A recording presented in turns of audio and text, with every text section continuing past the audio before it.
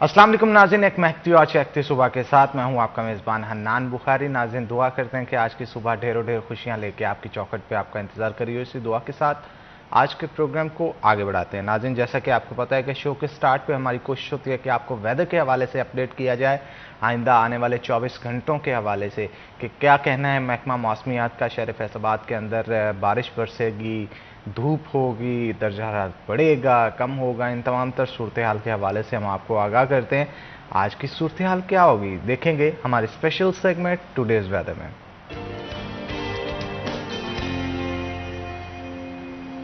महकमा मौसमियात का जनाब कहना है कि आज कम से कम दर्जा हरारत जो है वो 28 डिग्री यानी 28 डिग्री सेंटीग्रेड रहने का इम्कान है, जबकि ज़्यादा दर्जा हरारत जो है वो 38 डिग्री सेंटीग्रेड तक जाने का इम्कान है। पिछले चंद दिनों से मौसम जो है वो बेहतर था। शहर फैसलाबाद के अंदर बारिश भी बरसी और उसकी वजह से दर्जा हरारत में कमी आई, लेकिन आज सूरज मियाँ जो हैं वो पूरी आबोताब के साथ आंखें दिखा रहे हैं शहर फैसलाबाद को। इसलिए टेम्परेचर आहिस्ता आहिस्ता जो है आने वाले दिनों के अंदर ऊपर जाने की उम्मीद जो है वो जाहिर की जा रही है। और हवा जो है वो तकरीबन 3 नॉट की रफ्तार से चल रही है और इसके साथ साथ हवा में नमी का तनासब 58% है। और कहा यह जा रहा है कि अभी तक तो जो महकमा मौसमियात की इत्तलात हैं उसके मुताबिक आइंदा 24 घंटों में किसी किस्म की बारिश जो है वो शहर फैसलाबाद के अंदर नहीं होगी। अलबत्ता पार्शली क्लाउडेड है, कहीं पे बादल आ जाते हैं और कहीं पे सूरज मियाँ जो है वो आंखें दिखाते हैं। जुलाई का महीना है और जैसे ही ये महीना ख़त्म होगा, अगस्त का भी अब आने को है, तो अगस्त में भी गर्मी जो है वो शहर फैसलाबाद के अंदर ज़्यादा देखने को मिल रही है। अब देखना यह है कि अगस्त जैसे ही आता है वो जनाब एक और जोश व जज्बा शहरियों के अंदर देखने को मिल जाता है, क्योंकि 14 अगस्त के लिए भरपूर तैयारियां जो हैं वो की जाती हैं, जिसके अंदर ख़ास तौर पे अमीनपुर बाज़ार के अंदर मुख्तलिफ झंडे झंडियों और लाइट्स के लिए स्पेशली जो एक बाज़ार सजता है। मैं कहूँ अगर डिवीज़न भर का सबसे बड़ा बाज़ार होता है तो वो गलत ना होगा। बहुत सारे लोग अपने बच्चों की शॉपिंग के लिए भी वहाँ पे जाते हैं। मुख्तलिफ़ किस्म की टी शर्ट्स होती हैं, पैंट्स होते हैं जो जिन पे झंडे बने होते हैं पाकिस्तान के, तो एक जोश जज्बे के साथ जो है वो उस दिन को मनाया जाता है। तो आगे बढ़ते हैं जनाब, आपको वेदर की सिचुएशन के हवाले से और शहर फैसलाबाद की कुछ सिचुएशन के हवाले से तो बताया, लेकिन इसके साथ साथ हम आपको ये भी बताते चलें कि महंगाई जो है वो दिन ब दिन बढ़ती चले जा रही है। गोल्ड के हवाले से स्पेसिफिकली आज हम जो है वो गुफ्तगू करेंगे, क्योंकि सोना जो है पिछले एक साल के अंदर तकरीबन अगर कहा जाए 1 से 1.5 लाख तो नहीं, खैर 1 से सवा लाख के दरमियान जो है वो महंगा हुआ है, तो ये गलत ना होगा। और दिन ब दिन इस बढ़ती महंगाई की वजह से एक वक्त होता था जब बच्चों की शादियां की जाती थी तो ये सोचा जाता था कि बच्चों को गोल्ड के जेवरात दिए जाते थे, रिंग्स बनाई जाती थी, बड़ा इजीली पेरेंट्स जाते थे और गरीब तबके से भी कुछ लोग होते थे वो पैसे जोड़ के कुछ ना कुछ अपनी बेटियों को दे देते थे। लेकिन अब जो सूरत हाल चल रही है इसको देखते हुए सेट्स बनाना तो बहुत दूर की बात, अगर बच्ची को कुछ रिंग्स भी डालनी हो या उसके लिए कोई कड़े या चूड़ियाँ भी तैयार करवानी हो, 100 बार सोचना पड़ता है और ये देखना पड़ता है कि किस तरह से जो है ये मामलात को चलाया जाए। अब इस डॉलर ने जो गोल्ड का रेट है इसे भी कंट्रोल किया है। अब इसको कंट्रोल करने की वजह से जैसे डॉलर की प्राइस में हाइक आती है ऑटोमेटिकली गोल्ड की प्राइस में भी हाइक आती है। एक और बहुत बड़ी बात है जो मुख्तलिफ जगहों पे मुख्तलिफ लोगों ने कह रखी है कि पाकिस्तान के अंदर स्पेसिफिकली अगर गोल्ड की बात करें तो ज़्यादातर इंपोर्ट होने की बजाय इनका कहना है कि स्मगल होके पाकिस्तान के अंदर आता है और यहाँ पे फिर सेल आउट उसे कर दिया जाता है, जिसकी वजह से टैक्स नेट के अंदर जो है वो चीज़ें नहीं आ पाती।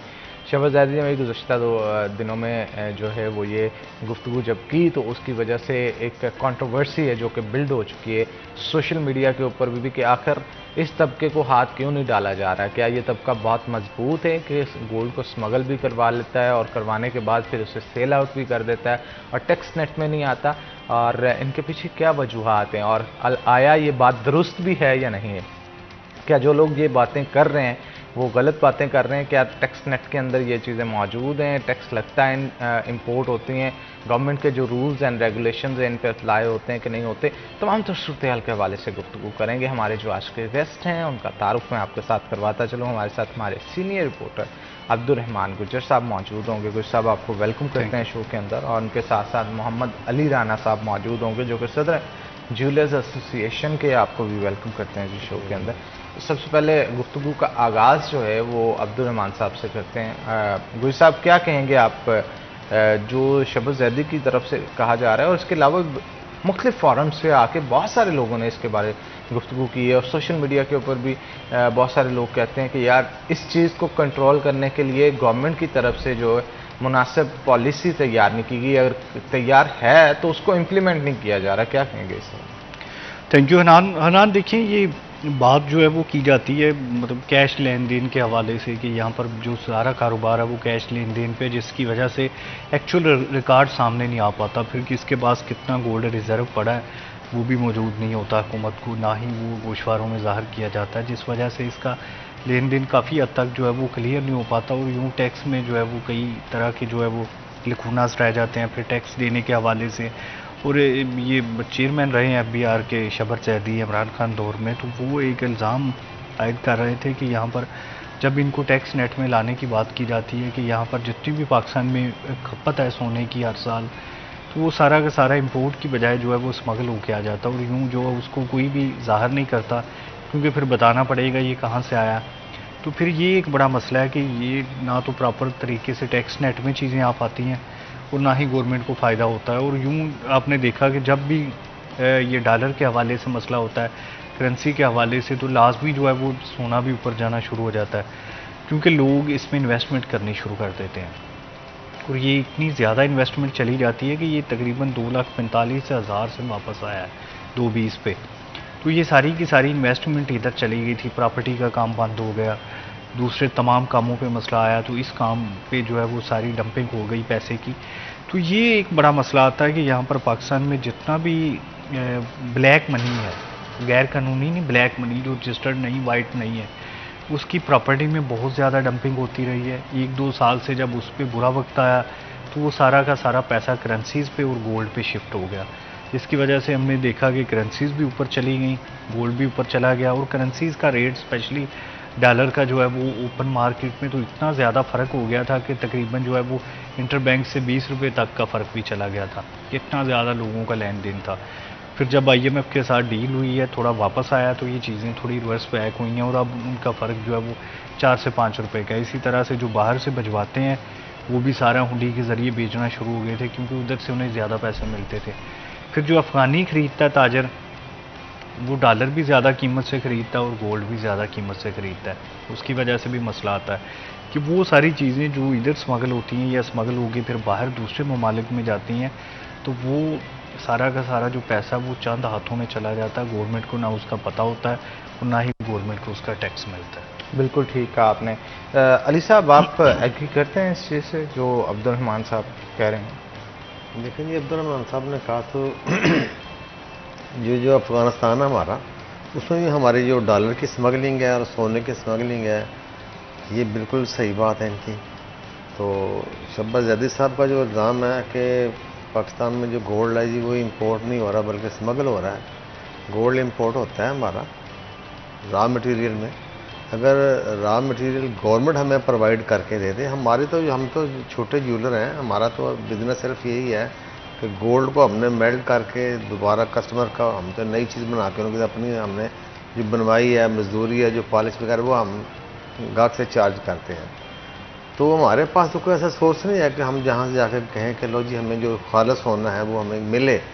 वो तो एक सोर्स तो यही है कि जो लोग बाहर से आते हैं उनके पास 1 पीस आया, 2 पीस आया, वो अपनी ज़रूरत के तहत ले आते हैं, वो यहाँ आकर उन्हें बेच दिया, उन्हें आके मॉडिफाई करवा लिया, कोई जेवरात बनवा लिए। इस वजह से हमारा कारोबार तब तकरीबन ख़त्म हो गया। तो पहले जो सूरत हाल थी सोने की, अब वो सूरत हाल हमारी जो बिज़नेस की है वो तो बिल्कुल ख़राब हो गई। अली साहब, मुझे ये बताइएगा, क्या रूल्स एंड रेगुलेशन है? कितना सोना लाने पे कितना टैक्स गवर्नमेंट को देना पड़ता है? क्या तरीक़ेकार होता है? उसको इंपोर्ट कैसे कर सकते हैं? इंपोर्ट पे तो 1% टैक्स है कि अगर आप कोई भी जितना मर्जी आप सोना ले आए, मेरे एरिया के मुताबिक तो 1% गवर्नमेंट टैक्स लेती है। क्यों जी अब्दुल रहमान साहब ऐसे ही? जी ठीक कह रहे हैं, बस मसला ये होता है कि वो फिर जाहिर करना पड़ता है गोशवारों में ना, इस वजह से वो शो नहीं करवाते। और फिर अगर आप जाहिर करते हैं, ज़्यादा मंगवा रहे हैं, तो ऑटोमेटिकली आपको फिर मनी ट्रेल भी अपनी बतानी पड़ती है। बिल्कुल, अगर मनी ट्रेल होगी तो फिर ही मैं इंपोर्ट करूँगा, नहीं तो मैं कैसे कर सकता हूँ? तो क्या यही वजह है स्मगल की फिर? बिल्कुल यही वजह है। हमारी बेस जो है, हम तो झूठ पे हमारी बेस है ना, असल तो है ही नहीं कोई सुनहरा या कोई भी कपड़े वाला है या जिसके पास भी बेस हमारी बिल्कुल झूठ के ऊपर है। 40-50 साल 70 साल हो गए हैं बेस हमारे झूठ पे। अगर हम बिल्कुल एक्चुअल गवर्नमेंट के है ना कि अपनी ब्लैक मनी सारी बंदा कोई 0-0 हो जाए, 1% टैक्स 2% टैक्स अगर हो जाए तो सारे बंदे उसको ब्लैक को वाइट कर लें, तो मेरा ख्याल है कि हम एक दफ़ा फिर नया स्ट्रक्चर बन सकता है, उस पर हमारी बेस बन सकती है जिसमें चले हम इस पे मजीद गुफ्तगू करते हैं, लेकिन एक छोटी सी ब्रेक के बाद ब्रेक लेंगे। ब्रेक के बाद दोबारा हाजिर होते हैं। आपने कहीं नहीं जाना, हमारे साथ रहना।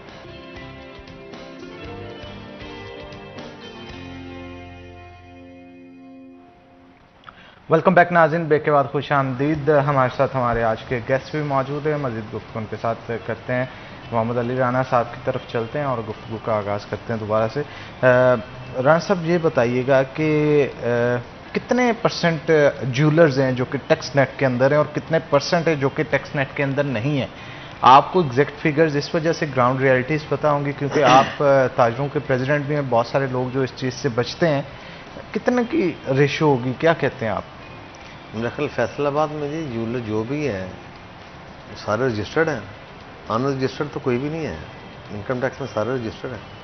तो फिर उसमें जो छोटे मोटे कारीगर हैं वो हजरात हो सकते हैं जो जिनकी फेस जो बाजार में नहीं है, जो जैसे चबारों में है या कोई दुकान के बैक साइड पे वर्कशॉप है, वो लोग हो सकते हैं। बाकी जो और क्या इसकी सेल परचेज के ऊपर हर दफ़ा जब सेल परचेज किया जाता है, जैसे हम ग्रोसरीज लेने जाते हैं किसी भी स्टोर से, तो उसके ऊपर सेल टैक्स लगता है जी जी, तो क्या इसके ऊपर भी लगता है?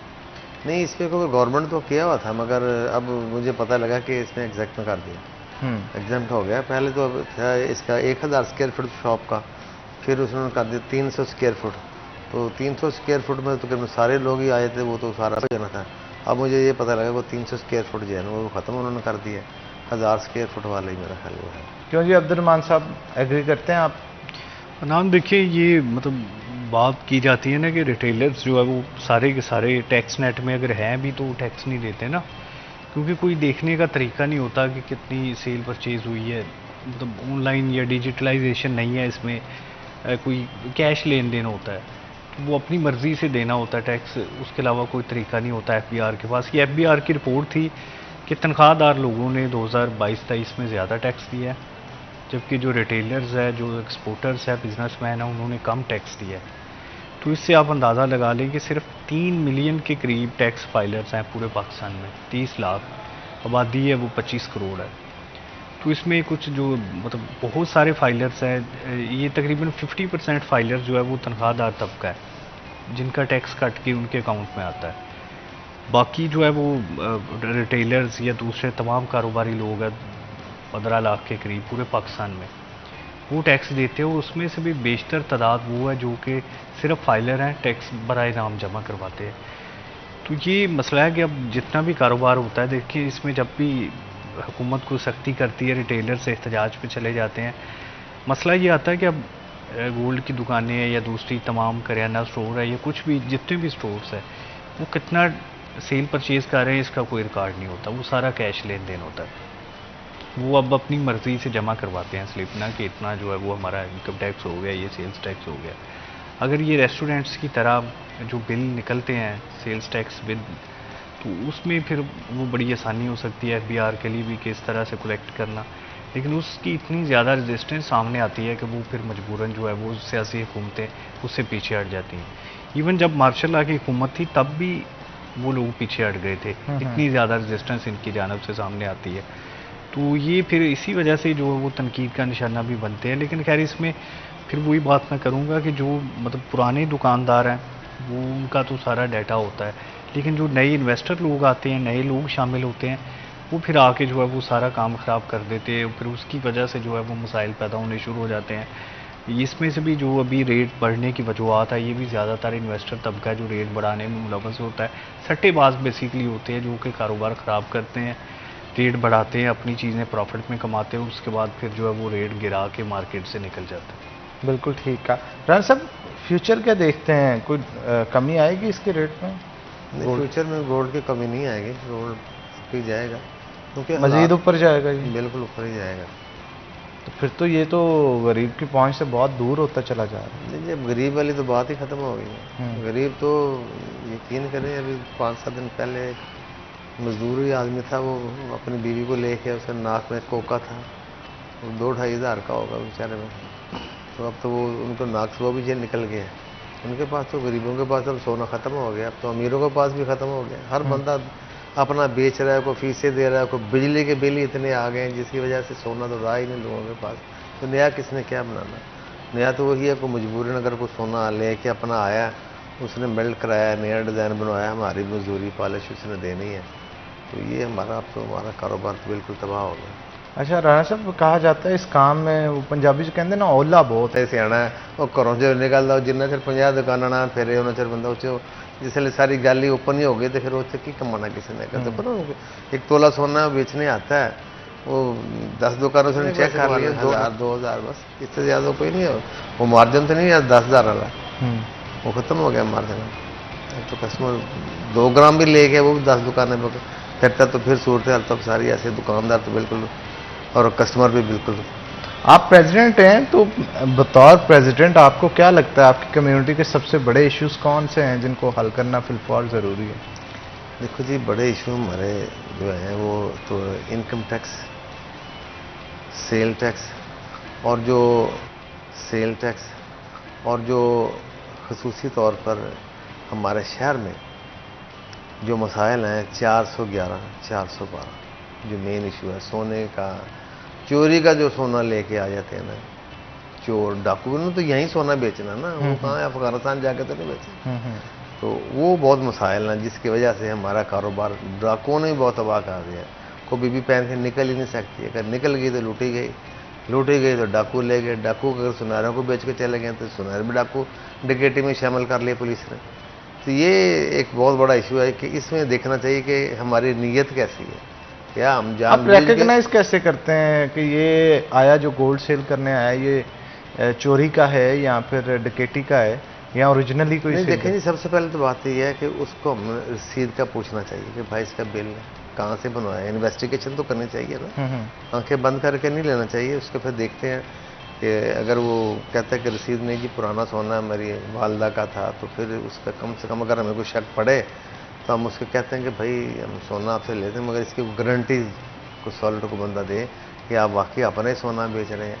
तो फिर उसको हम सोना लेके फिर उसको उसकी शनाख्ती कार्ड कापी, उसका सोने का वेट वज़न लिख के सारा एक तहरीर करके तो फिर हम लेते हैं उसमें। हमारी कोशिश तो यही होती है कि ऐसा कोई एक्सीडेंट ना हो जिससे हम किसी डाकू से सोना ले लें।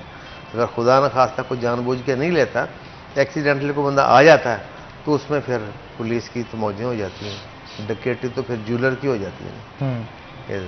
जिसकी डकैती हुई उसकी तो हुई है ना, असल डकैती तो फिर ज्वेलर की हो जाती है। तो आप लोग पैसे कैसे रिकवर करते हैं? अब सपोज कोई डकैत पकड़ लिया उन्होंने, उसने कहना है मैंने फलां जगह पे जाके सेल आउट की, वहां से रिकवर हो गया, आपके पैसे कहाँ गए? गए ख़त्म। हमारे पैसे कहाँ से आने? पुलिस ने कहना कि भाई या वहाँ डाकू के साथ बैठता, हमने तो अपनी इज्जत बचाने के लिए सब कुछ करना कि हमारा एक नाम है, हम फैसलाबाद बहुत बड़े ज्वेलर हैं, तो हमने तो अपनी इज्जत बचाने के लिए कहना कि भाई हमें माफ़ी दो, भाई हमने जानबूझ के नहीं लिया। मगर वो कहते कि भाई हमारा सोना था, हमने अपनी रिकवरी कहाँ से डालनी, रिकवरी हमसे लेते हैं। हालांकि ये बहुत साहब ये बड़ी वैसे अजीब बात है, इसके लिए कोई हल भी तो होना चाहिए। देखिए अनान, पुलिस इंटेरोगेशन या इन्वेस्टिगेशन तो करती नहीं है, उनके पास तो एक ही तरीका जो कि पाकिस्तान बनने से पहले अंग्रेज़ ने उन्हें इंट्रोड्यूस करवाया था कि बस वो तशद्दुद करें। तो इज़्ज़तदार लोग उससे घबरा कर जो है वो रिकवरी उनकी पूरी करवा देते हैं और उनकी जान छूट जाती है उस डकैती से या चोरी से, कि उनके लिए भी बड़ा आसान हो जाता है कि वो मतलब देखें, अब कोई अच्छे उलिये में गाड़ी में आता है इनके पास सोना बेचने, थोड़ा थोड़ा करके वो बेचता है, इकट्ठा तो सारा बेचते नहीं। अब किसी के मुंह पे तो नहीं लिखा होता, अब वो बड़े सियाने हैं, वो पैंट शर्ट में मलबूस होकर अच्छी ड्रेसिंग में आ जाते हैं, तो क्या अंदाज़ा किया जा सकता है? वो आईडी कार्ड की कापी भी फ़र्ज़ करें साथ में दे दी है, तो उससे मतलब दूसरे शहर तो नहीं लिखा भाई चोरी का क्या है, तो सेटिस्फाई होता है बंदा ज़हनी तौर पर, हम सेटिस्फाइड अपने कर लेते हैं कि यार ठीक है, हम ठीक ही ले रहे हैं, वो गलत नहीं कर रहे हैं, मगर फिर भी गलत निकला। लेकिन इसके लिए कोई ना कोई मुनासिब कानून साजी होनी चाहिए। देखिए अनान, 90% सोना जो घरों में पड़ा हुआ है ना, पुराना जो वालदैन के या दादे दादियों के ज़माने का, उसकी कोई रसीद नहीं है। ये कानून साजी होती है तो वो सोना बेचारे कैसे बेचेंगे? और अब तो लोग वैसे भी ज़्यादा बेच रहे हैं, जैसे राना साहब ने निशानदेही की, ले कम रहे हैं, इन्वेस्टर्स डाल रहे हैं। वैसे तो सोना लोग बेच रहे हैं, लोग कम लेते हैं, इन्वेस्टर ज़्यादा ले रहे हैं। तो अगर ये कोई ऐसी कानून साजी होती है कि वो रसीदें आप उसकी लाएंगे, तो फिर तो वो 90% घरों में रह जाएगा ना, उनके पास तो कोई रसीद नहीं है। वो तो फैमिली एक देखें, एक सास जो है अपनी बहू को देती है या बेटी को देती है, वो इस तरह से शिफ्ट हो रहा होता है, तो वो तो बड़ा मसला हो जाएगा। देखिए जी, रसीदने वाली भी कोई बात नहीं है। असल बात तो ये है कि जो ज्वेलर पे आके कहते हैं ना रिकवरी अब आपने देनी है, डकैती का सोना आपने ले लिया, आपने उसे मेल्ट कर लिया, अगर उसकी शक्ल चेंज कर दी है 411 412 की जो इसकी ताज़ीरात है, उसका जो मामला है वो यही कह रहे हैं कि आपने सोने को मेल्ट किया है, चोरी को सोने को मेल्ट किया है, तो इसलिए आप पे ये दफ़ा लगती है। आपने ख़रीदा है, आपने क्यों नहीं चेक किया? हमने तो चेक किया कि भाई बाज़ार से 10 रुपये की चीज़ है तो 10 रुपये में हम ले रहे हैं, या 10 लाख में हम ले रहे हैं, हम तो पूरे पैसे दे के, या 10 लाख वाली चीज़ हम 2 लाख में लें तो फिर तो हमारी नीयत गंदी है, फिर हमारी रिकवरी तो बिल्कुल जायज़ होनी चाहिए। जब 10 लाख की चीज़ हम 10 लाख में ही ले रहे हैं तो हमारी नीयत तो साफ़ है, तो उस पर कानून साजी बिल्कुल होनी चाहिए। कौमी असम्बली में इसका उठाना चाहिए। जो हमारे MNA MP हैं पंजाब गवर्नमेंट में भी और जो नेशनल असम्बली में भी है, इसकी बाकायदा कानून साजी होनी चाहिए। ये बहुत बड़ा अलमिया है कि हमारा आज तक कोई भी MNA MP ये बोल नहीं रहे। बिल्कुल, तो आप लोगों की एसोसिएशन भी इसीलिए बनाई जाती है ना कि आप लोग अपनी आवाज़, हमने तो आवाज़ बिल्कुल अपने लोकल लेवल पे MNA MP को हमने सब बताया। जैसे हमारे मुतलका मिनिस्टर से कोई मुलाकात हुई आपको? राना सनाउल्लाह साहब से 1-2 दफ़ा मुलाकात हुई है, उनके वो इंतजार किए, कहते हैं देखते हैं करते हैं बस। तो कोई उन्होंने यकीन दहानी करवाई हो इस हवाले से कि नहीं? यकीन दहानी तो जी ज़ाहिर ही होती है इसमें, तो अगर बाकी हालात ही मतलब कि इतने खराब है, हमारी किसने आवाज़ सुनी है? अच्छा, सपोज कोई गोल्ड आपके पास विदाउट मतलब कोई चेन्स या कोई ज्वेलरी की शक्ल में ना लाए, वैसे लेके आ जाए, तो उसके लिए क्या प्रोसेस होता है, किस तरह से आप उसे जज करते हैं? नहीं, ज्वेलरी की अगर वो डली की शक्ल में लेगा तो हम बिल्कुल नहीं खरीदते उसको। तो अगर ज्वेलर नहीं है, नहीं एक्सेप्ट, ज्वेलर ही नहीं है, ज्वेलर होगा तो हम तो ले लेंगे। अगर ज्वेलर नहीं है, उसने डली कैसे बना ली? वो तो काम ही नहीं कर सकता, उसका कोई दुकान नहीं है, उसका कार्ड ही कोई नहीं है, तो कैसे लेके आएगा? वो डली अगर लेके आया तो इसका मतलब है या तो चोर है, या उसने सोना उठा के आप पिघला के किसी से मिल के उसके साथ कोई ना कोई तो कारीगर मिला हुआ है ना, जिसकी वजह से ये सारा मामला वो डली बना के लेके, तो उससे पकड़े जाते हैं। अब डाकू बहुत सियाने हो गए हैं, वो अब ये हरकत नहीं करते डली वाली। जनाब, हम इस पर मजीद गुफ्तगू करेंगे, लेकिन एक छोटी सी ब्रेक के बाद दोबारा हाजिर होते हैं। आपने कहीं नहीं जाना, हमारे साथ रहना।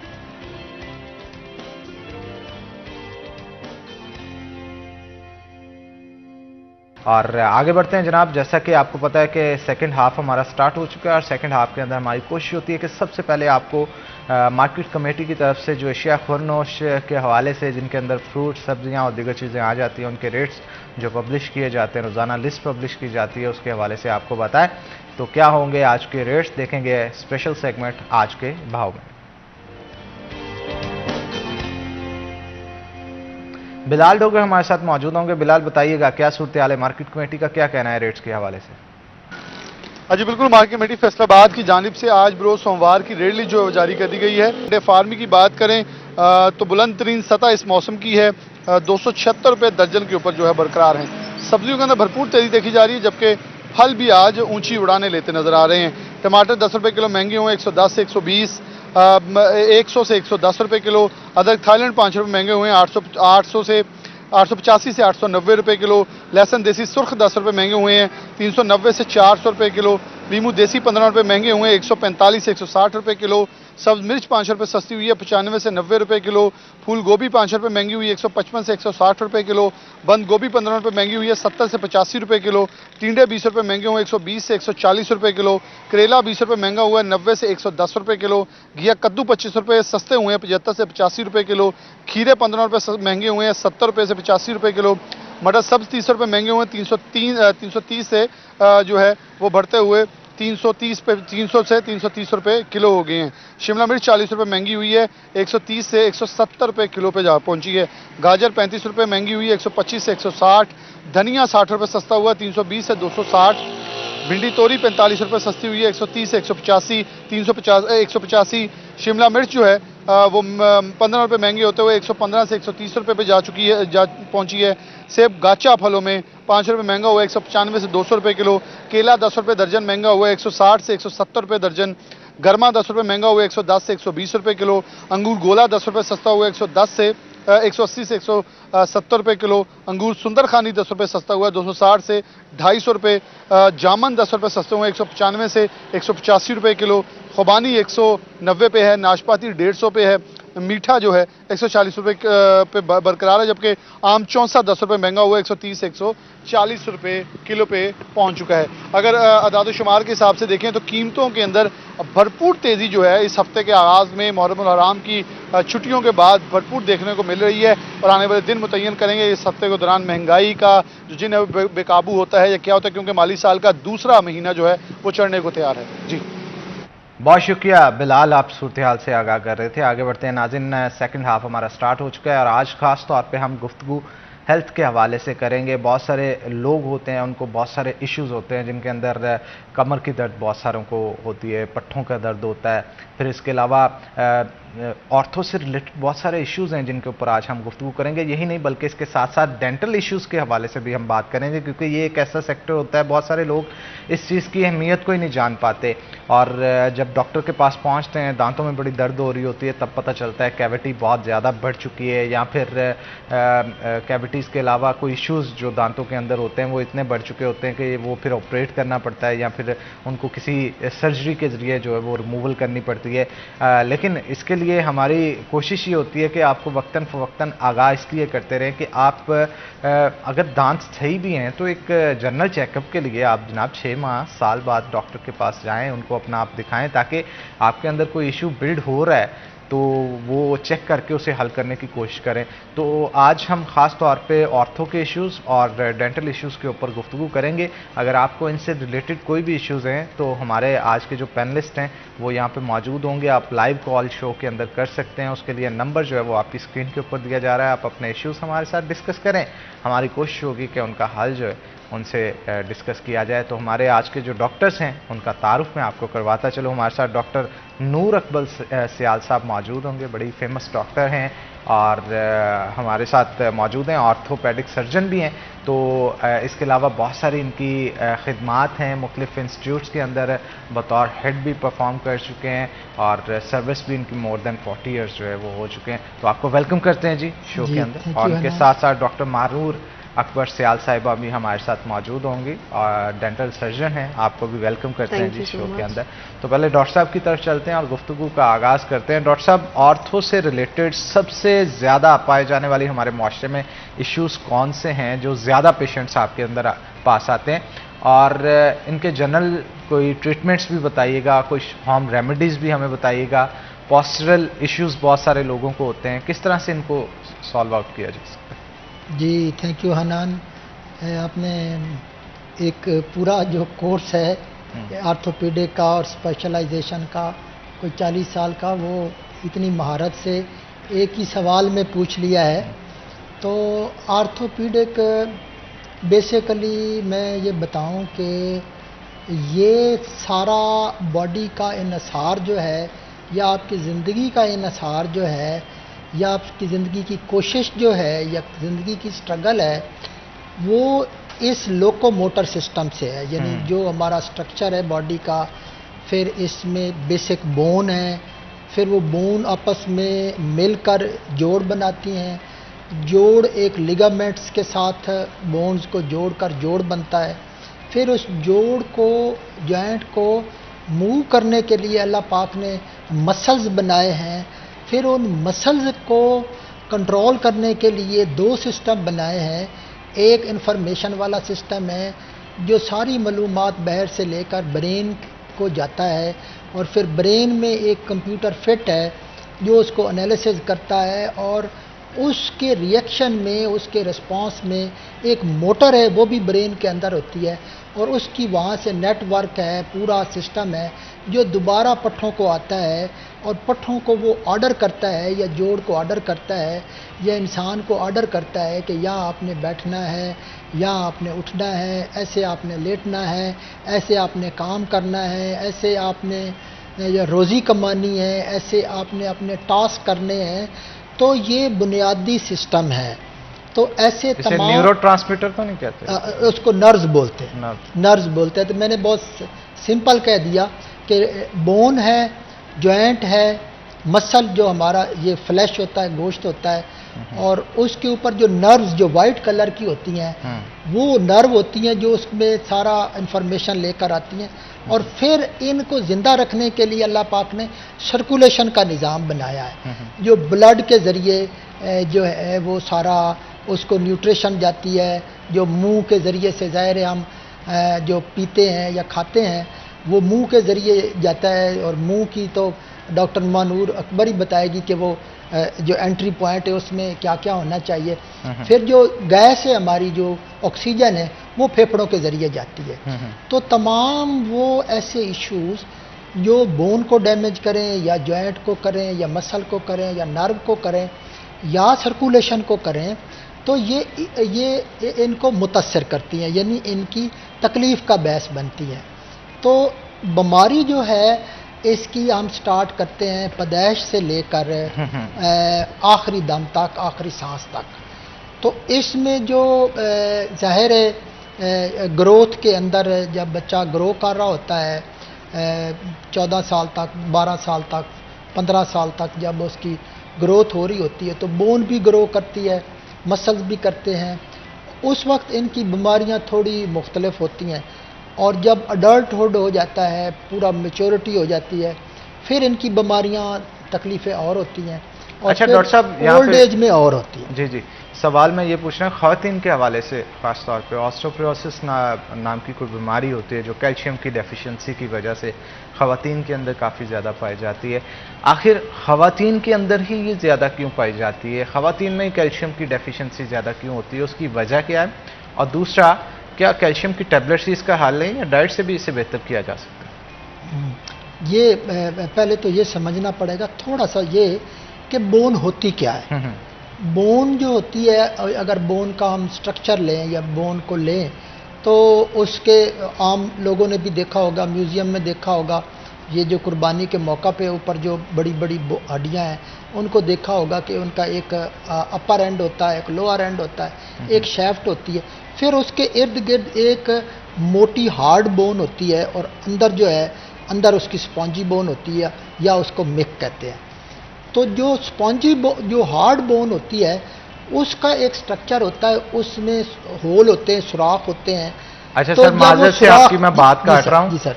उसकी वजह यह है कि हमारे साथ एक कॉलर मौजूद है, तो मेरा ख्याल है शहरियों को हम प्रायोरिटी पे शो के अंदर लेते हैं, जी, ताकि जी। अगर उनके कोई इश्यूज है तो उन्हें हल किया जा सके। अस्सलाम वालेकुम जी, कैसे हैं आप? ठीक है, मिजाज ठीक है आपके? जी सर, मुझे डॉक्टर साहब से अपने लिटिल फिंगर की जो बोन है उसके इशू से रिलेटेड बात करनी। जी जी, आप पूछिए, सुन रहे हैं।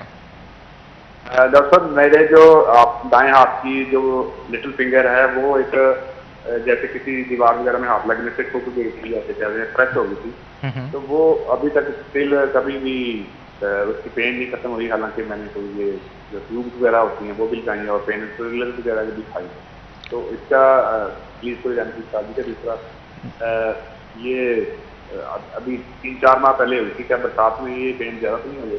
बहुत शुक्रिया इमरान साहब आपके कॉल करने का। डॉक्टर साहब, ये बड़े जी, इश्यूज होते हैं मैं पहले- कि एक्सरे भी ठीक होते जी हैं। जी जी, उनके मैं ये बात जैसे मैं कर रहा था, थैंक यू। तो इसको जो होते हैं वो स्टिफनेस बोलते हैं, पोस्ट ट्रामा स्टिफनेस।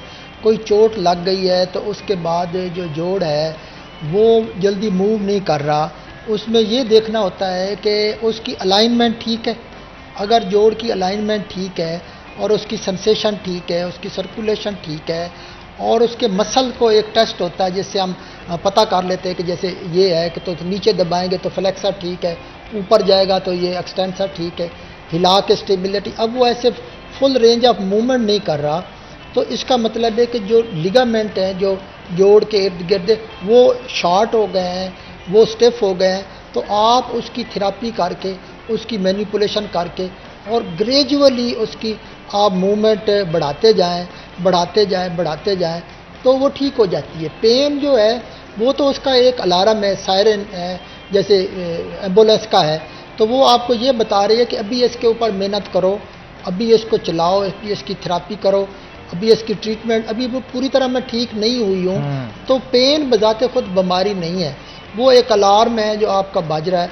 तो एक्सरे पे अगर ठीक है, जोड़ की अंदर एक स्पेस होती है जिसको जॉइंट कैविटी कहते हैं, अगर वो जॉइंट कैविटी और कार्टिलेज ठीक है तो डेफिनेटली ये जो है ये फिंगर मूवमेंट करेगी और आप इसको मूव करें, जितना आप इसको नहीं करेंगे वो और स्टेप होती जाएगी।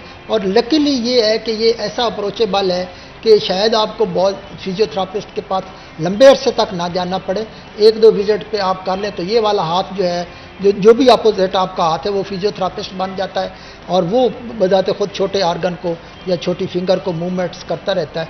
और ये ग्रेजुअली अगर आप रोज़ थोड़ा थोड़ा उसकी मूवमेंट्स को बढ़ाएं तो ये इंशाल्लाह ठीक हो जाएगी।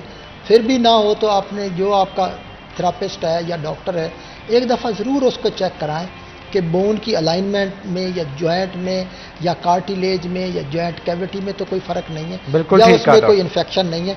तो मैं थोड़ा सा कैरी करूँगा ऑस्टियोपोरोसिस को। तो अब जब बोन के पोर बड़े हो जाते हैं तो वो कमज़ोर हो जाती है और वो खुरदरी हो जाती है।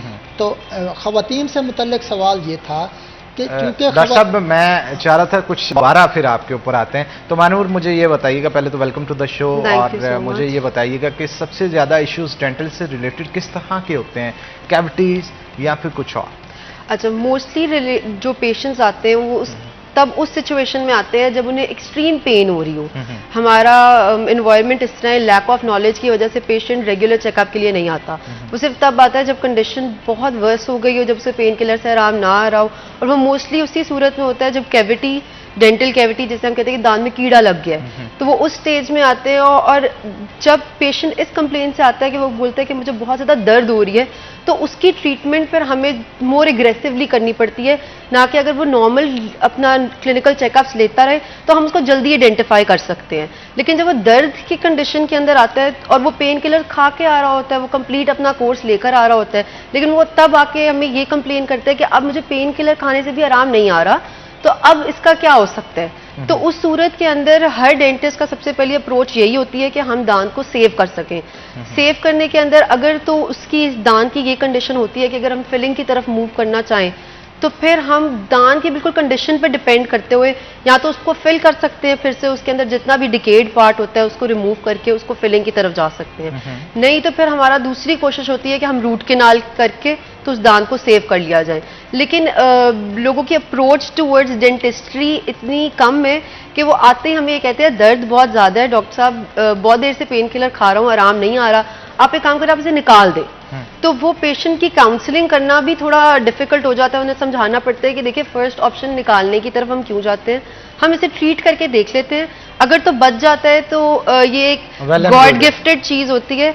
जैसे डॉक्टर नूर साहब ने कहा कि हमारे हर ऑर्गन एज के साथ साथ ग्रो करता है, लेकिन अगर हमने कभी शायद इस चीज को इतना इम्पोर्टेंस ही नहीं दी कि दांत एक वाहिद ऑर्गन है जो ग्रो नहीं करता लेकिन वो सिर्फ रिप्लेस होता है। तो वो अल्लाह मियाँ ने हमारे लिए वो जो दूध के दांत होते हैं वो एक ऐसा टेन्योर और ऐसा ग्रेस पीरियड दिया होता है कि उस इमेच्योरिटी के फेज में हमने अपने बच्चों को सिखाना है कि once they are lost they will not come back again. ठीक है, तो वो अल्लाह मियाँ ने हमें एक ऐसा फेज दिया हुआ है जिसके अंदर हमने बच्चे की ट्रेनिंग करनी है कि हमने इनको साफ किस तरह रखना है, हमने इनको किस तरह बचाना है ताकि हम अपने जो आगे परमानेंट आने वाले दांत हैं उनको बचा सकें। तो जहाँ तक आपका ये था कि किन किन मसलों से लोग आते हैं, तो बिल्कुल डेंटल केरीज से रिलेटेड जिसके अंदर दांत जो है वो बिल्कुल अंदर से कैविटी लग गई होती है, कीड़ा लग गया होता है, ख़त्म हो गया होता है, उस कंडीशन में आते हैं। दूसरा जो मोस्ट पेशेंट्स की कंप्लेन होती है वो होती है गम डिजीजेस से रिलेटेड। अच्छा मानूर, गम डिजीजेस के हवाले से हम गुफ्तगू करते हैं, लेकिन हमारे साथ एक कॉलर मौजूद है, कॉल ले लेते हैं। अस्सलाम वालेकुम जी। वालेकुम सलाम जी, कौन सा बात कर रहे हैं और कहाँ से? मैं बिलाल बात कर रहा हूँ फैसलाबाद से। जी बिलाल साहब, क्या सवाल है आपका? भाई मेरा सवाल ये है, मेरे है ना दांतों में तकलीफ बहुत ज्यादा है, मैं खाना खाने के बाद या खाना खाने से दांतों में दर्द नहीं जाती, मेडिसिन मैंने बड़ी ली है। अच्छा, सेंसिटिविटी है या कैविटी है आपके दांतों में? कीड़ा तो नहीं लगा आपके दांतों में? क्या मसला? कीड़ा तो नहीं लगा आपके दांतों में?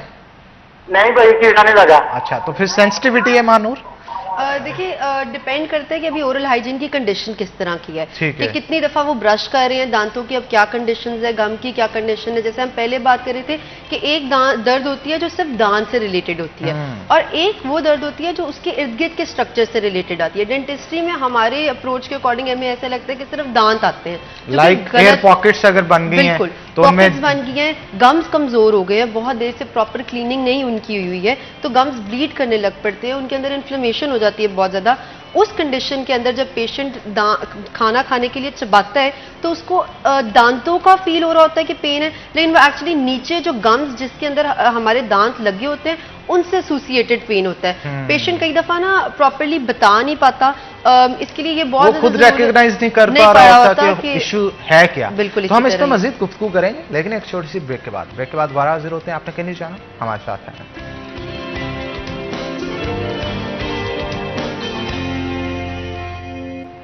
वेलकम बैक नाज़रीन, ब्रेक के बाद खुश आमदीद। हमारे साथ डॉक्टर नूर अकबर सियाल साहब भी मौजूद हैं, उनसे भी मजीद गुफ्तगू करते हैं।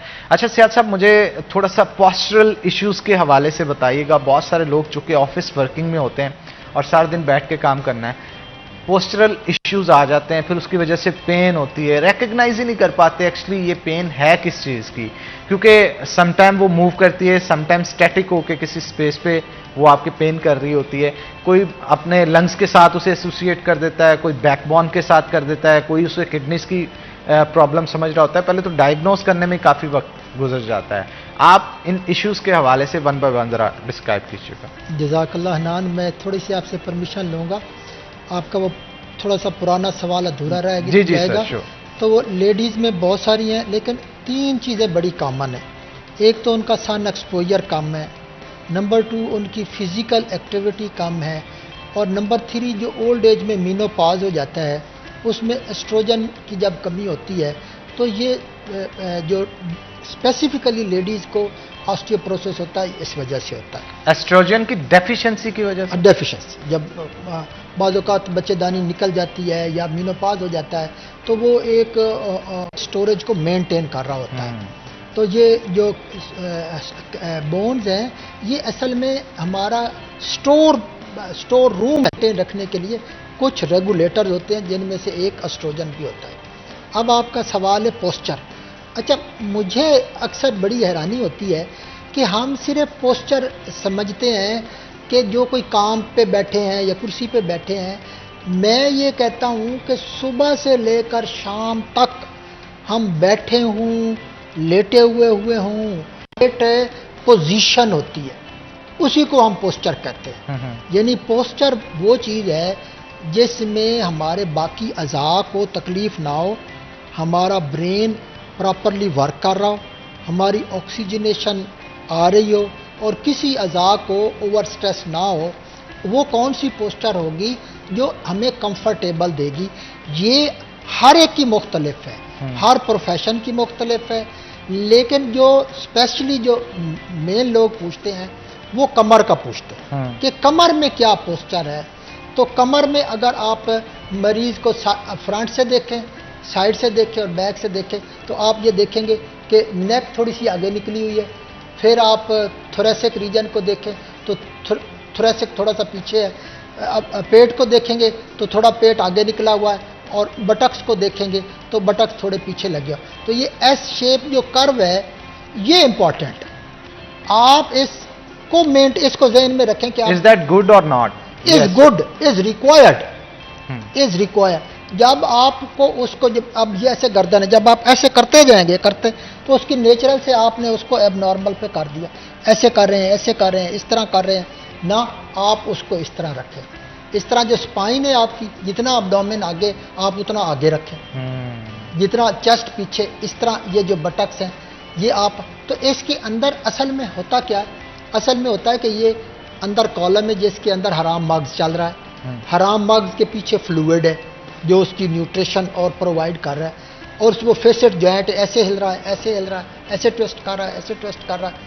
तो जब आप एक रिदम में बैठे हैं और एक ही मसल के ऊपर स्ट्रेंथ आपकी आई जा रही है, और आप वो मूवी देखे जा रहे हैं और आप बस गुमसुम हुए पड़े हैं, तो दूसरे जो स्ट्रक्चर है वो उसको आप इस्तेमाल नहीं कर रहे, आप उसमें ब्रेक नहीं ले रहे, आप उसको चेंज नहीं कर रहे, आप उसको मूव नहीं कर रहे, तो एक ग्रुप जब स्ट्रेस में जाएगा तो उसका स्पैज्म हो जाएगा। स्पैज्म जब होगा तो उसकी ब्लड सप्लाई कम जाएगी। जब ब्लड सप्लाई कम जाएगी, चाहे वो मसल की है, चाहे वो नर्व की है, चाहे वो बोन की है, चाहे वो किसी अज़ा की, जब खून की सप्लाई कम होगी, उसकी ऑक्सीजन कम होगी और वो पेन करेगा। दैट्स वाई डॉक्टर साहब कि ये L5 L4 जो हैं इन पे बल्ज बन जाता है और बल्ज जो है ऑटोमेटिकली नर्व्स को कंप्रेस करने के बाद शाटिका पेन जो है वो बिल्कुल बिल्कुल आपने ये बड़ी खूबसूरत बात की है कि अच्छा डॉक्टर साहब इस पे मजीद गुफ्तगू करते हैं, लेकिन एक कॉल ले लेते हैं उससे पहले। अस्सलाम वालेकुम जी। जी वालेकुम अस्सलाम। जी कौन साहब बात कर रहे हैं और कहाँ? मैं गुल अहमद बात कर रहा हूँ जी, फैसलाबाद से। जी गुल अहमद साहब पूछिए, क्या सवाल पूछना चाहते हैं आप? जी मेरा डॉक्टर साहबा से सवाल है जी कि मेरा एक्सीडेंट जो है ना जी, दांतों का बड़ा स्फीयर सा मसला बना हुआ है। जी जी। उसमें बेसिक प्रॉब्लम मेरी ये है कि मेरे ना खला बहुत बढ़ गया दांतों के दरमियान में, उसके लिए मुझे खाने चबाने में बहुत प्रॉब्लम आती है और वो चीज़ें जो है फंस जाती हैं उसमें। इसके लिए मुझे जो बाकी इसकी केयर है दांत साफ करने के वाले से या ब्रश ये वो सारा, वो तो मेरा रूटीन मैटर है, लेकिन उसके बावजूद ये प्रॉब्लम जो है ना वो मुझे आ रही है। जी बहुत शुक्रिया आपके कॉल करने का डॉक्टर साहबा। बिल्कुल। एक तो इसमें एज फैक्टर भी बहुत काउंट होता है कि इनकी क्या एज है, क्यों जो है इनका, अगर तो ये यंग है तो क्यों इतनी जल्दी ये गैप डेवलप होना शुरू हो गया। एक तो इस रीज़न को जो है वो एक्नॉलेज करना बड़ा ज़रूरी है, क्योंकि अगर हम ट्रीटमेंट ऑप्शंस की तरफ चले जाएंगे और पीछे बैक एंड पे जो रीज़न है उसको एलिमिनेट नहीं करेंगे तो वो अगर नेचुरल दांतों के अंदर हो रही है तो वो ऑब्वियसली बात है आर्टिफिशियल किसी भी ट्रीटमेंट पर भी हो सकती है। तो पहले तो ये है कि इनका थोड़ा सा एक एज ग्रुप यहाँ तो अगर थोड़ा सा आइडिया होता, और क्यों गैप सिर्फ इंटीरियर्स के अंदर गैप ज़्यादा है कि पोस्टीरियर्स में गैप ज़्यादा है, कौन सी एक तो किन दांतों के स्ट्रक्चर के अंदर गैप ज़्यादा पता चल जाता तो ज़रा ज़्यादा क्लैरिटी एक तो हो जाती। लेकिन ये है कि अब क्योंकि ये शुरू हो चुका है, गैप वाला प्रोसेस शुरू हो चुका है, ओरल हाइजीन को मेंटेन करने के लिए, क्योंकि वहाँ पे पॉकेट बन जाती है, जब दांतों के दरमियान में एक स्पेस आ जाती है तो उसको हम कहते हैं पेरिडोंटल पॉकेट, पॉकेटिंग बन गई है, तो उस पॉकेट को क्लियर करना बहुत ज़रूरी होता है। उसके लिए हम इनको यही रेकमेंड करेंगे कि एक तो ये डेंटल फ्लॉस यूज़ करें और एटलीस्ट ये कोशिश करें कि दिन के अंदर जब भी ये खाना खाते हैं और जो फंस जाता है जिसकी वजह से पेन इनिशिएट होने लग पड़ती है, एक तो वहाँ पे डेंटल फ्लॉस का इस्तेमाल ज़रूर करें। दूसरा प्रॉपर जो है वो डेंटल स्केलिंग कराएं, क्योंकि वो ये जो स्टार्टर जिसको हम कहते हैं डेंटल प्लाक जिसे हम कहते हैं, जो कि डिपॉजिट होने लग पड़ता है दांतों के स्ट्रक्चर के ऊपर, वो इतना ज़्यादा हार्ड हो जाता है कि वो नॉर्मल टूथब्रश से रिमूव नहीं हो रहा होता। तो उसकी वजह से भी, उसके इकट्ठे होने की वजह से भी हमारे दांतों के अंदर एक नेचुरल स्पेसिंग सी क्रिएट होने लग पड़ती है। अब उस स्पेस को ख़त्म करने का कोई ऑप्शन नहीं है, और सवाल क्राउनिंग से किस तरीके से बेहतर है वो ये है कि हमें उसके अंदर ज़्यादा दांत का स्ट्रक्चर डैमेज नहीं करना पड़ता, बहुत छोटा सा ही स्ट्रक्चर रिमूव कर हम उसके ऊपर एक इस तरह का कैप दे देते हैं कि वो स्पेस जो दांतों के दरमियान में होती है वो ऑटोमेटिकली खत्म हो जाती है। ये बिल्कुल लेटेस्ट टेक्नोलॉजी है आजकल। लेकिन ये कैप कितनी देर के लिए पायदार रहता है?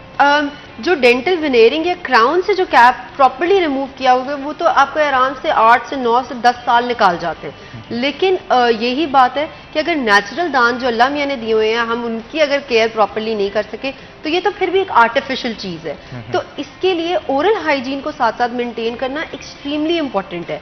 हम विनेयर्स के बाद भी पेशेंट को या क्राउन के बाद भी पेशेंट को ये ज़रूर कहते हैं कि आपने फ्लॉस वगैरह करते रहना है। दूसरा, अगर आपने इस तरह की प्रोस्थीसिस कोई लगवाई हुई है तो फिर आप एटलीस्ट 6 मंथ बाद एक डेंटल चेकअप जरूर लें। बिल्कुल ठीक कहा। मानो एक और कॉलर है हमारे साथ, उनकी कॉल भी ले लेते हैं। अस्सलाम वालेकुम जी।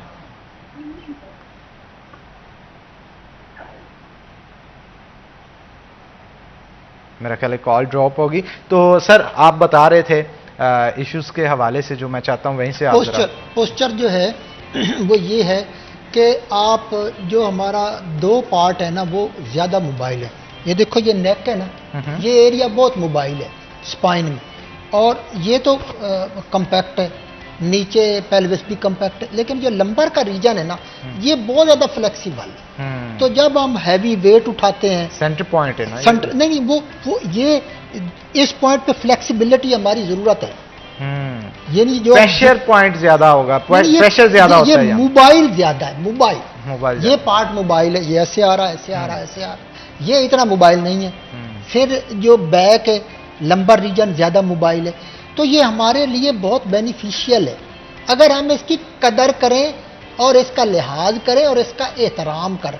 अगर इतना वेट पड़ा है आपने कभी उठाया ही नहीं और बहादुर बन रहे हैं और ऐसे ही उठा रहे तो ट्रक करके क्या होगा, डिस्क बाहर चली जाएगी। जो आपकी कुशन दे रही है, आपको स्मूथ कर रही है, आपको फ्लेक्सिबिलिटी दे रही है, आपसे फाइन काम हम कस्टम नहीं है आपस के आदि। अच्छा, इसके लिए भी अगर बॉडी बिल्डिंग करते भी हैं मेरा ख्याल वहां पे भी प्रॉपर बेल्ट्स मौजूद होती हैं, अगर आप बेल्ट्स को यूज करें उसमें आप प्रॉपर ट्रेंड करें, आप उसकी ट्रेनिंग दें, उसको आदी करें, उसके अंदर स्ट्रेंथ बिल्ड करें, फिर उसकी एक रेंज को मेंटेन रखें।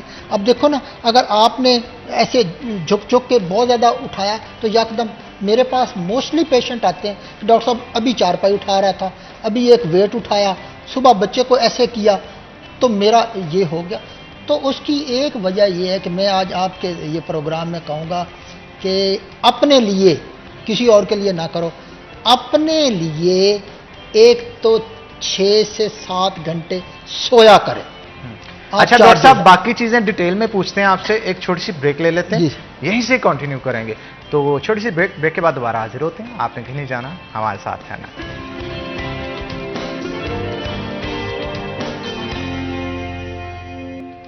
वेलकम बैक नाज़रीन, ब्रेक के बाद खुश आमदीद। हमारे साथ डॉक्टर नूर अकबर सियाल साहब मौजूद है, मजीद गुफ्तगू उनके साथ करते हैं। डॉक्टर साहब, आप ब्रेक से पहले जो बता रहे थे मैं चाहता हूँ वहीं से। एक तो मैं ये कह रहा था कि जिस तरह बॉडी की नीड है, यानी ग़िज़ा है, उसमें जो है आपकी ऑक्सीजन है, लिक्विड है, इसी तरह आपकी जो है वो नींद है, और नींद के बाद जो आपकी एक्सरसाइज है।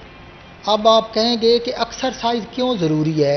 एक्सरसाइज इसलिए ज़रूरी है कि आपके जो मसल हैं वो हेल्दी रहें। जब आपके मसल हेल्दी बोन के ऊपर अटैच होंगे तो आपकी बोन हेल्दी रहेगी। जब आपकी बोन हेल्दी रहेगी, मसल हेल्दी रहेंगे, तो आपकी पूरी बॉडी फिज़िकली आप हेल्दी रहेंगे, फिर आप मेंटली भी हेल्दी रहेंगे, और फिर आप इमोशनली भी हेल्दी रहेंगे, और फिर आप स्पिरिचुअली भी हेल्दी रहेंगे। एक तो मैंने एक्सरसाइज का बात कर दी। एक मैं बात जो ज़रूरी कन्वे करना चाहता हूँ कि आपका कम अल्लाह ताला ने आपको बहुत सारा नवाजा हुआ है। तो मैं एक जवेद चौधरी साहब का डायलॉग सुन रहा था कि हज़रत मूसा ने अल्लाह पाक से सवाल किया, ये उसका स्टेटमेंट है, मैं रिपीट कर रहा हूँ कि आपका कोई और खुदा होता तो आप क्या मांगते? तो जवाब मिला कि मैं सेहत मांगता। तो सेहत इतनी ज़रूरी है कि अल्लाह पाक ने आपको रूह से नवाजा हुआ है और आपको जिस्म से नवाजा हुआ है। रूह के लिए तो अल्लाह ताला ने आपको सारा अल्हम्दुलिल्लाह सारे वो मेथड बताए हुए हैं जो उलमाए कराम और नेक लोग सारे आपको बताएंगे। जिस्म के लिए कम अज़ कम आप 6 मंथ में एक दफ़ा आप जो मोटा मोटा थारो चेकअप है वो आप ज़रूर करवाएं। इनिशियल स्टेज पे आपका मसला जो है वो हो सकता है कि अभी स्टार्ट लिया हो और वो कॉम्प्लिकेशन में ना जाए, आपने शुरू में पिक कर लिया। अब यही बैक एक का जो सवाल हनान साहब का था कि आपका थोड़ा सा डिस्क बल्ज है, थोड़ा सा हुआ है, और आप प्रॉपरली पोस्चर पे आ जाते हैं, ब्रेस लगाते हैं, आप मेडिकेशन लेते हैं, 2-4 हफ्ते आप उसको कंट्रोल करते हैं, तो आप सर्जरी से बच जाते हैं। ये इतना इम्पॉर्टेंट है, इनिशियल चेकअप आप इतना ज़रूरी है। लेकिन अगर आपने कोई क्वालिफाइड से नहीं किया, एक्सपीरियंस से नहीं चेक कराया, तो उसने खुद से कह दिया है आपको ये हो गया, आप ऐसे टांग कर लो, उसको ऐसे कर लो, उसको, तो वो जो डिस्क थोड़ी सी रप्चर होती है वो पूरी रप्चर हो जाती है। अच्छा सर, हमारे साथ एक कॉलर मौजूद है, कॉल ले लेते हैं। अस्सलाम वालेकुम जी। जी कौन साहब बात कर रहे हैं और कहाँ से? जी सर, मैं मोहम्मद सादिक बात कर रहा हूँ, तहसील चिश्तिया, जिला बहावल नगर से। जी जनाब, पूछिए, क्या सवाल पूछना चाहते हैं आप? मैंने डॉक्टर से पूछना था, छोटा भाई है, उम्र तकरीबन 16 साल है, तो उसकी दांत के नीचे डॉक्टर से मैंने चेक करवाया। पहले तो उसकी सोजश हो गई, उसके बाद डॉक्टर को चेक करवाया, डॉक्टर ने बोला कि इसके नीचे चिंचने या कोई गिल्टी टाइप आ गई है और वो फट गई है, एक लिहाज से वो ना दांत निकालनी पड़ेगी। तो इसका हल मुझे बता दें, क्या निकालने के अलावा कोई इसका इलाज हो सकता है सर? जी डॉक्टर साहिबा, आपने सुना? बिल्कुल। अब इस केस के अंदर, जिसके अंदर उन्होंने ऑलरेडी बताया कि एब्सेस बन गई है, एक सिस्ट बन गई है, उस केस के अंदर एक तो सबसे ज़्यादा ज़रूरी है कि फिर हम डायग्नोस्टिक अपने टूल्स पूरे करें, उसके अंदर हम सबसे पहले सीबीसीटी की तरफ जाते हैं ताकि हम देख सकें कि जिस एरिया के अंदर वो सिस्ट बनी है उस एरिया के अंदर हमारे पास कोई इंपॉर्टेंट स्ट्रक्चर, वाइटल स्ट्रक्चर तो नहीं प्रेजेंट, जैसे हमारी कोई नर्व तो नहीं प्रेजेंट, हमारा कोई ऐसा ब्लड वेसल तो नहीं है कि उसके रिमूवल से वो चीज़ डिस्टर्ब हो सकती है। जो कि सिस्ट बन चुकी है और अगर वो मेडिकेशन से नहीं सॉल्व हो पा रही है, बहुत देर से ऑलरेडी उसकी मेडिकेशन ले रही है और वो नहीं सॉल्व हो पा रही है, तो फिर उसका ट्रीटमेंट रिमूवल ही है। और रिमूवल से पहले यही बात अपने जो भी डॉक्टर है उनसे ज़रूर कन्वे करें या उनके साथ बैठ के एक दफ़ा ज़रूर मशवरा करें कि क्या मेरा इसकी वजह से कोई स्ट्रक्चर डैमेज तो नहीं हो जाएगा। रिमूवल एक बहुत अच्छी चीज़ है, जो चीज़ आपने मेडिकेशन से बहुत टाइम टेकिंग हो जाती है और कई दफ़ा वो इतनी ज़्यादा इन्फेक्शन बढ़ जाती है कि वो दवाई से उसको आराम आ ही नहीं रहा होता, तो फिर वो बेहतर होता है कि हम उसको रिमूव कर दें। तो बस इसके लिए ये चीज़ ज़रूरी है कि आपका वाइटल कोई साथ स्ट्रक्चर डैमेज ना हो रहा हो। उसके अलावा जो है इसकी ऑप्शन जो है वो जो लास्ट ऑप्शन है वो यही है कि फिर हमें रिमूव ही करना पड़ता है और उसकी कोई ट्रीटमेंट ऑप्शन रहती नहीं है। बिल्कुल, और कोशिश करनी चाहिए कि अगर कोई बीमारी जिस्म के अंदर फैल रही है तो उसे फैलने से रोकना चाहिए। अगर आप सोचें कि हम अपना ये ऑर्गन जो है वो जैसे दांत जो है अगर आप नहीं उसे ज़ाया करना चाह रहे, अब हाल ही उसका नहीं है, तो इन्फेक्शन ऑटोमेटिकली फिर ऑल ओवर द बॉडी जो है आपको फैलना शुरू हो जाएगा, वो फिर और भी बहुत सारे इश्यूज हैं जो जन्म लेना शुरू कर देते हैं। तो डॉक्टर साहब आप की तरफ दोबारा से आऊँगा, तो मैं चाहता हूँ वहीं से कंटिन्यू करें आप जो बता रहे थे। मैं यही गुजारिश कर रहा था कि स्पेशली जो स्पाइन है ये बहुत ज़्यादा प्रॉब्लम है, इसके अंदर बहुत सारे पेशेंट हैं और हज़ारों लाखों के हिसाब से हैं। तो इसमें मेरी गुजारिश ये, जब भी आपको बैक का प्रॉब्लम हो तो आप बहुत सारी एक्टिविटी को फ़िलहाल खुद रोक लें, फिर प्रॉपर डॉक्टर से चेक कराएं। 2-3 ज़रूरी टेस्ट हैं, आप बैक को चेक कराएं, एक लेग रेजिंग टेस्ट होता है उसको चेक कराएं। हिस्ट्री में इम्पॉर्टेंट ये है कि आपकी दर्द कमर तक है या टांगों में जाती है। जो दर्द कमर तक है सिवाय ट्यूमर्स के, बाकी में अमूमन उसकी सर्जरी की ज़रूरत नहीं होती है। और जो दर्द टांगों में जाए, नी तक जाए, नीचे जाए, या ऐसा सिचुएशन क्रिएट हो जाए कि आपका पेशाब का कंट्रोल, पखाने का, या बैठे हैं आपको पता नहीं चल रहा, टांगें यकदम सो गई हैं आपकी, ये कुछ ऐसी कंडीशन है जिसमें फ़ौरन आपको जाना है। ये टेस्ट करने के बाद सिंपली आप अपना एक्सरे कराएं और आज जो कल जो बड़ा अच्छा डॉक्टर साहब लास्ट एमआरआई आप उससे करवा लें, आपका डायग्नोज करवाएं और देन ट्रीटमेंट। अच्छा डॉक्टर साहब लास्ट पे विदिन 30 सेकेंड्स आप एक चीज़ का जवाब, जोड़ों के दर्द के हवाले से यूरिक एसिड कम्युलेशन मोस्टली लोगों में हो जाती है, उसकी वजह से गंठियाँ या पेन जो है वो होती है, तो वो किस तरह से उसका हल क्या है, किस तरह से उससे बच सकते हैं? यूरिक एसिड हनान एक नॉर्मल प्रोडक्ट है, जब वो अपने लेवल से बढ़ेगा यूरिक एसिड तो वो ब्लड से निकल कर जोड़ों में जमा हो जाएगा। जैसे ही वो जोड़ में जमा होता है तो एक इन्फ्लेमेटरी रिएक्शन हो जाता है, वो स्वेलिंग हो जाती है, रेडनेस हो जाती है, पेन हो जाती है और बड़ी सीवियर पेन होती है। और अमूमन यूरिक एसिड की पेन जो है वो अंगूठे के इर्द गिर्द ज़्यादा होती है या उस जोड़ में होती है। और मरीज़ को जो क्रोनिक पेशेंट होता है उसको पता चल जाता है कि मेरा यूरिक एसिड बढ़ गया, वो इतनी बार उसको वो तकलीफ़ हो चुकी होती है। तो ये नॉर्मल प्रोडक्ट है, 2 तरीक़ों से बढ़ता है, या तो इसकी प्रोडक्शन बढ़ रही है या जो आप डाइट है उसमें यूरिक एसिड ज़्यादा है। बिल्कुल सर, इन दोनों से बचना चाहिए क्योंकि वक्त हमारे पास कम है, इसलिए बहुत शुक्रिया आप दोनों का शो में आने के लिए। बड़ा ज़बरदस्त सेशन रहा आपके साथ और मैं उम्मीद करता हूँ कि बहुत सारे लोग जो हमें सुन रहे थे उनको अपने मसाइल का हल जो है वो आपकी गुफ्तगू से मिला होगा। वंस अगेन आप दोनों का बहुत शुक्रिया। इसी के साथ नाज़रीन आज के प्रोग्राम से अपने मेज़बान हन्नान बुखारी को दें इजाज़त, फिर होगी आपसे मुलाकात, तब तक के लिए अल्लाह हाफिज़।